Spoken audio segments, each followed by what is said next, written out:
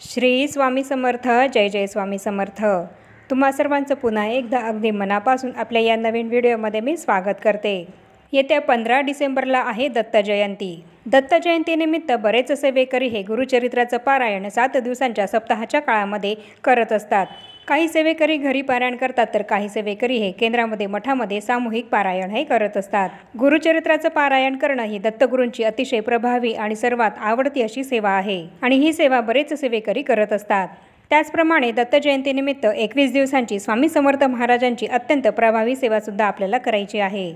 तर या 21 दिवसांच्या सेवेमध्ये स्वामी समर्थ महाराजांची आपल्याला कोणती प्रभावी सेवा ही करायची आहे, कशी करायची आहे आणि ही सेवा कोणी करावी याबद्दलच संपूर्ण माहिती मी तुम्हाला आपल्या आजच्या या व्हिडिओमध्ये देणार आहे.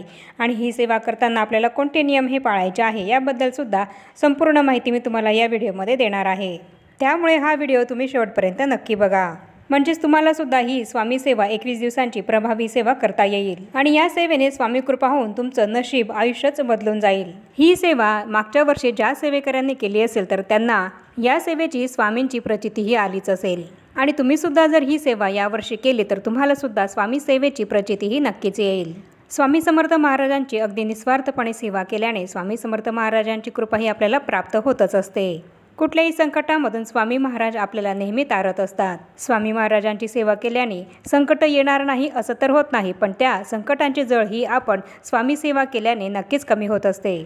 स्वामी समर्थांची सेवा केल्याने आपलं प्रारब्ध हे नक्कीच बदलत असतं आणि म्हणूनच आपण सर्वांनी स्वामी समर्थ महाराजांची दत्त जयंतीनिमित्त उद्यापासून म्हणजेच 25 नोव्हेंबरपासून ते 15 डिसेंबरपर्यंत 21 दिवसांची ही अत्यंत प्रभावी सेवा करायची आहे. या सेवेने अशक्य गोष्टी शक्य होतात. जे आपल्या नशिबात नाही ते सुद्धा या सेवेमुळे स्वामी समर्थ महाराज आपल्याला देत असतात. दत्त जयंतीपर्यंतच्या या 21 दिवसांच्या काळामध्ये स्वामी समर्थ महाराजांचं, दत्त महाराजांचं तत्त्व हे खूप मोठ्या प्रमाणात जागृत असतं आणि म्हणून या काळामध्ये जर आपण काही प्रभावी सेवा जर केली स्वामी महाराजांची तसंच दत्त महाराजांची तर त्याचं फळ हे आपल्याला लवकरात लवकर मिळत असतं. म्हणून आपण सर्वांनी ही 21 दिवसांची प्रभावी सेवा नक्की करावी. ज्या सेवेकरांना काही कारणामुळे जर गुरुचरित्राचं पारायण करता येत नसेल सप्ताह काळामध्ये तर त्यांनी 21 दिवसांची ही प्रभावी सेवा सुरू करायची आहे. ही सेवा केल्याने सुद्धा स्वामी कृपा आपल्याला प्राप्त होईल. तर या 21 दिवसांच्या कालावधीमध्ये आपल्याला कोणती स्वामी सेवा करायची आहे तर 25 नोव्हेंबर सोमवारपासून ते 15 डिसेंबर दत्त जयंतीपर्यंत या 21 दिवसांच्या काळामध्ये आपल्याला स्वामी चरित्र सारामृत या ग्रंथाचे 21 पारायण हे करायचे आहेत.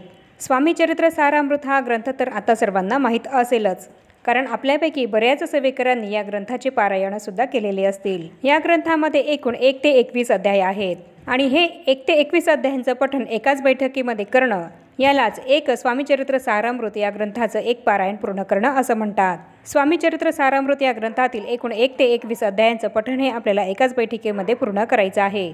या 1 ते 21 अध्यायांचं पठण पूर्ण झाल्यानंतर तुमचा एक स्वामी चरित्र सारामृत या ग्रंथाचा पाठ पूर्ण होईल. तर याच पद्धतीने तुम्हाला उद्या 25 नोव्हेंबरपासून सोमवारपासून तर 15 डिसेंबरपर्यंत रोज न चुकता स्वामी चरित्र सारामृत या ग्रंथाचे 1 ते 21 अध्याय हे रोज पठण करायचे आहेत. या पद्धतीने तुम्ही रोज एक पाठ जर केला तर या दत्त जयंतीपर्यंत तुमचे स्वामी चरित्र सारामृत या ग्रंथाचे 21 पारायणही होतील. आणि ही सेवा जर तुम्हाला संकल्पयुक्त करायची असेल तर तुम्ही तशी सुद्धा ती करू शकतात. संकल्पयुक्त सेवा करताना सर्वात पहिल्या दिवशी आपण ही सेवा सुरू करू त्याआधी आपल्याला संकल्प या सेवेचा घ्यायचा आहे आणि त्यानंतर ही सेवा सुरू करायची आहे.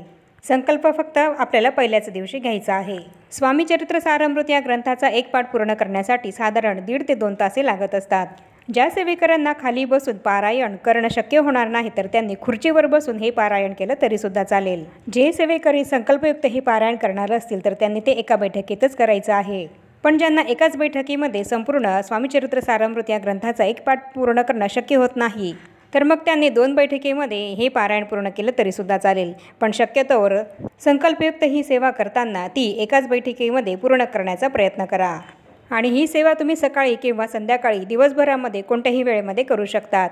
फक्त दुपारी 12 ते 12:30 ही जी वेळ आहे तर ती दत्त महाराजांची भिक्षेची वेळ आहे.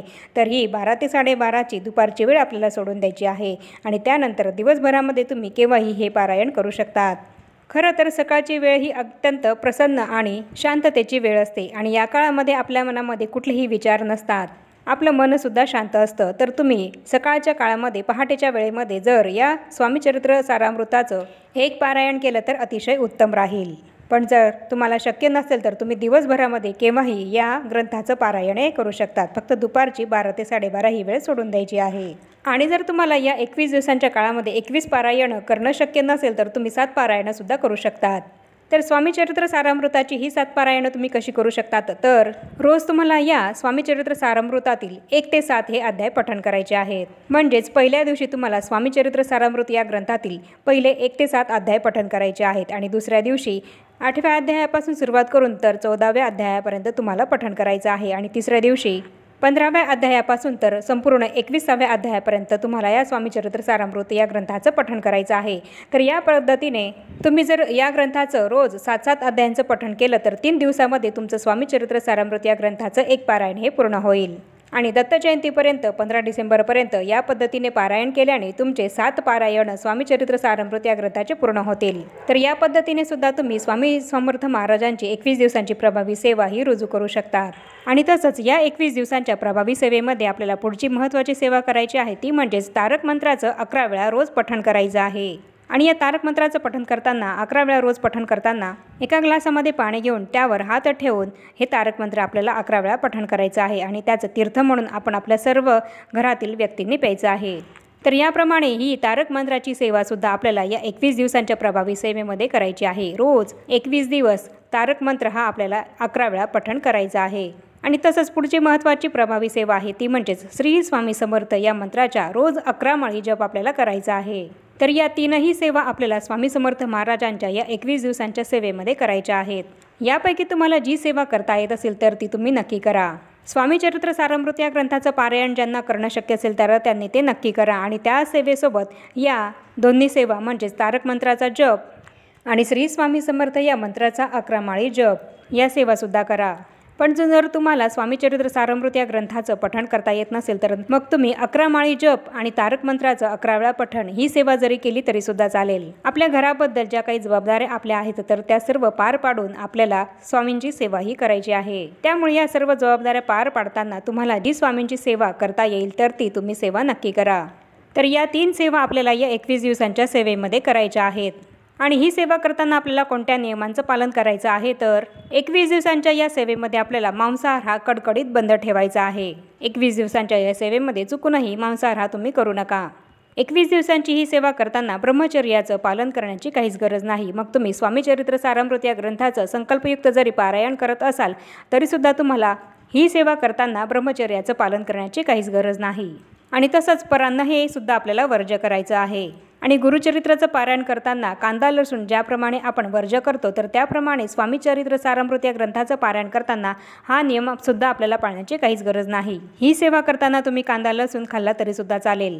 आणि तसंच ही सेवा करताना तुम्ही खाली न झोपता बेडवर झोपलात तरीसुद्धा चालेल. गुरुचरित्राचं पारायण करताना जितके कडक नियम या पारायणासाठी आहेत तर तितके कडक नियम स्वामी समर्थ महाराजांच्या या सेवेसाठी नाही आहेत. अगदी साधी सोपी अशी स्वामी समर्थ महाराजांची सेवा आहे. या सेवेला खूप कडक नियम हे नाहीत आणि म्हणून ही सर्वांनी सेवा जरूर करायची आहे. ही 21 दिवसांची सेवा आपण उद्या सोमवारपासून सुरू करणार आहोत. त्यामुळे आज तुमच्या घराजवळ जिथे कुठे स्वामी समर्थ महाराजांचं केंद्र मठ असेल तर तिथे आज आपल्याला जायचं आहे आणि जाताना नारळ आणि खडीसाखर हे घेऊन जायचं आहे आणि ती तिथे स्वामी समर्थ महाराजांना अर्पण करायची आहे आणि स्वामी महाराजांना विनंती करायची आहे की मी अशी सेवा ही सुरू करणार आहे तर ती तुम्ही माझ्याकडनं पूर्ण करून घ्या. अशी विनंती आपल्याला स्वामी समर्थ महाराजांना करायची आहे. आणि जर तुमच्या घराजवळ स्वामी समर्थ महाराजांचं केंद्र मठ नसेल तर तुम्ही एखाद्या दत्त मंदिरामध्ये गेलात आणि दत्त मंदिरामध्ये जाऊन तिथे जरी तुम्ही नारळ आणि खडीसाखर ठेवून महाराजांना विनंती केली तरीसुद्धा चालेल.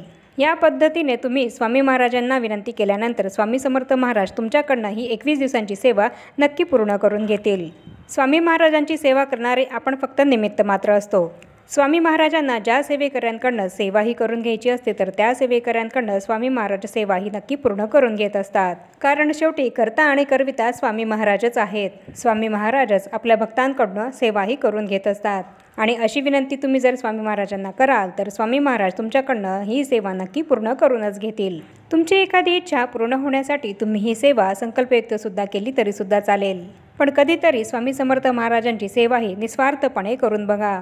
ज्यावेळेस तुम्ही काहीही न मागता निस्वार्थपणे स्वामी समर्थ महाराजांची सेवा कराल तेव्हा स्वामी समर्थ महाराज तुम्हाला काहीही कमी पडू देणार नाहीत.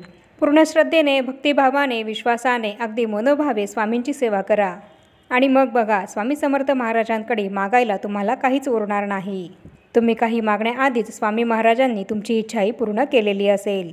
त्यामुळे आपण सर्वांनी स्वामींची ही 21 दिवसांची अत्यंत प्रभावी सेवा नक्की करायची आहे.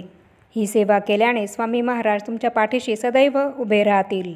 या 3ही सेवांपैकी तुम्हाला जी सेवा करायला जमेल ती नक्की करा, कारण दत्त जयंतीच्या आधीचा हा काळ अत्यंत महत्त्वाचा आहे. तर याप्रमाणे आजच्या या व्हिडिओमध्ये मी तुम्हाला संपूर्ण माहिती दिली आहे की स्वामी समर्थ महाराजांच्या दत्त जयंतीनिमित्त आपल्याला कोणत्या प्रभावी सेवा 21 दिवसांमध्ये करायच्या आहेत. याबद्दल संपूर्ण माहिती मी तुम्हाला या व्हिडिओमध्ये दिली आहे आणि तसंच ही सेवा करताना कोणते नियम आपल्याला पाळायचे आहे याबद्दल सुद्धा सांगितले आहे. आणि तरीही जर तुमच्या मनामध्ये काही प्रश्न आणि शंका असतील तर तुम्ही त्या मला कमेंटमध्ये विचारू शकतात. मी तुमच्या प्रश्नांचं उत्तर देण्याचा नक्कीच प्रयत्न करेल. आणि आता या छोट्याशा माहितीसह आपण आपला आजचा हा व्हिडिओ इथेच थांबवूया. चॅनलवर जर तुम्ही पहिल्यांदाच आला असाल तर चॅनलला जरूर सबस्क्राईब करा आणि या व्हिडिओला जास्तीत जास्त लाईक आणि शेअरसुद्धा जरूर करा. आणि भेटूया पुन्हा अशाच नवीन एका माहितीपूर्ण आणि महत्त्वपूर्ण व्हिडिओसोबत. तोपर्यंत सर्वांना श्री स्वामी समर्थ.